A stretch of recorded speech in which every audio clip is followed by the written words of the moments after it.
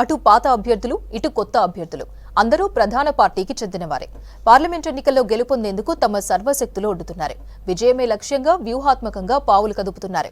ఒకప్పుడు మిత్రులుగా ఉన్నవారే పార్టీలు మారి ప్రత్యర్థులుగా బరిలోకి దిగారు.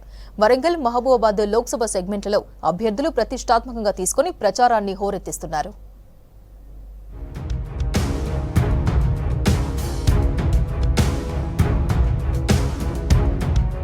ఉమ్మడి వరంగల్ జిల్లాలో 2 పార్లమెంట్ స్థానాలున్నాయి. మాజీ బీఆర్ఎస్ వరంగల్ జిల్లా అధ్యక్షుడు, మాజీ ఎమ్మెల్యే ఆరూరి రమేష్ మొదటిసారి వరంగల్ బీజేపీ ఎంపీ అభ్యర్థిగా బరిలో నిలిచారు.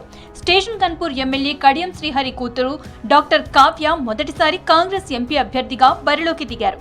Hanumakonda Zilla Parishad chairman doctor Marepalli Sudheer Kumar MP అభ్యర్థిగా బీఆర్ఎస్ నుంచి పోటీ చేస్తున్నారు. మహబూబాబాద్ పార్లమెంటు స్థానానికి 3 పాత అభ్యర్థులే బరిలో నిలిచారు. కాంగ్రెస్ నుంచి మాజీ మంత్రి బలరాం నాయక్ బరిలో నిలవగా, బీజేపీ అభ్యర్థిగా సీతారాం నాయక్, బీఆర్ఎస్ అభ్యర్థిగా మాలోతు కవిత పోటీ చేస్తున్నారు.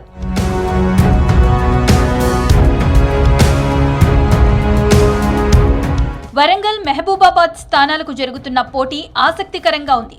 మహబూబాబాద్ స్థానం నుంచి పోటీ చేస్తున్న 3 ప్రధాన పార్టీల అభ్యర్థులు గతంలో పోటీ చేయడంతో పాటు ఎంపీలుగా పనిచేసిన వారే. ఒకరు కాంగ్రెస్ పాలనలో బలరాం నాయక్ కేంద్ర మంత్రిగా పనిచేసిన అనుభవం ఉంది.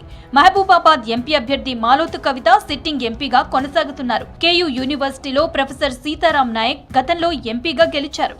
ఆ తర్వాత బీఆర్ఎస్ టికెట్ ఇవ్వకపోవడంతో బీజేపీలో చేరి బరిలో నిలిచారు. ఇప్పుడు ప్రత్యర్థులుగా బరిలో దిగి ప్రచారం చేస్తున్నారు.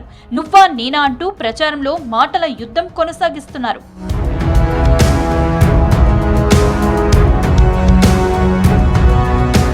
కొత్తోళ్లు పాతోళ్లు కలిసి పార్లమెంటు ఎన్నికల్లో గెలుపొందడం కోసం ముమ్మర ప్రయత్నాలు చేస్తున్నారు. ఇప్పటికే ప్రచారాలు మొదలుపెట్టడంతో పాటు యువత, కుల సంఘాలు, వాకర్స్ అసోసియేషన్ సభ్యులను కలిసి తమకే ఓటు వేసి గెలిపించాలని కోరుతున్నారు అభ్యర్థులు.